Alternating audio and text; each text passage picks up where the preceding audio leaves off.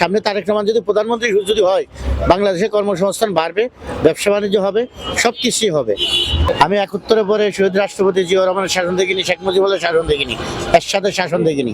আমি দেখছি খালেদা জিয়ার, শেখ হাসিনার, তার ভিতরে হাতার বিগত বেশ কম।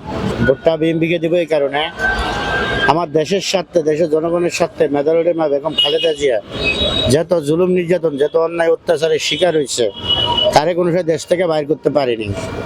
শহীদ রাষ্ট্রপতি জিয়াউর রহমান বাংলাদেশের একজন সেক্টর কমান্ডার ছিল।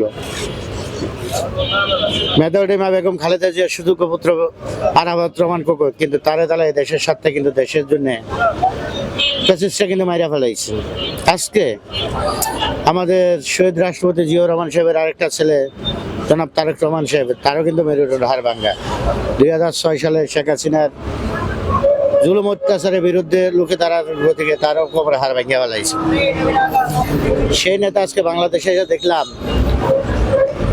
এত কিছু বললো, কিন্তু তার ভিতরে এসব অন্যায় অত্যাচারের কথা কোথাও একটা কথাও বলেনি। এটা কথাগুলো আমার কাছে খুব ভালো লাগছে।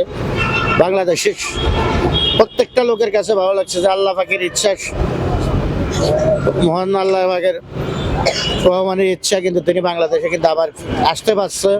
তার কাছে আল্লাহ পাকের দরবারে লাখো লাখো শুকরিয়া। কিন্তু তার দেশে আসার ভিতরে অনেক বাধাগ্রস্ত ছিল, অনেক সমস্যা ছিল, এগুলা কিন্তু তিনি মোকাবেলা করে ইনশাল্লাহ দেশে আসছে। নিজের জীবনের সংখ্যার গতিকে তিনি আসতে পারেনি। আজকে তিনি বাংলাদেশে আইসা ওই ধরনের বাংলাদেশের মানুষের মনের ভিতরে ওই ধরনের কোনো বাড়তে দিল না। দিল কি? বাংলাদেশের জনগণের জন্য শান্তি, বাংলাদেশে কিভাবে কি করলে বাংলাদেশে উন্নত হবে, কিভাবে কি কাজটা করলে বাংলাদেশ সামনের দিকে আগে যাবে, এইসব কথাগুলো বলছে। এই কথাগুলো বলাতে কিন্তু এগুলা কিন্তু বাংলাদেশের প্রত্যেকটা লোকের কাছে ভালো লাগছে।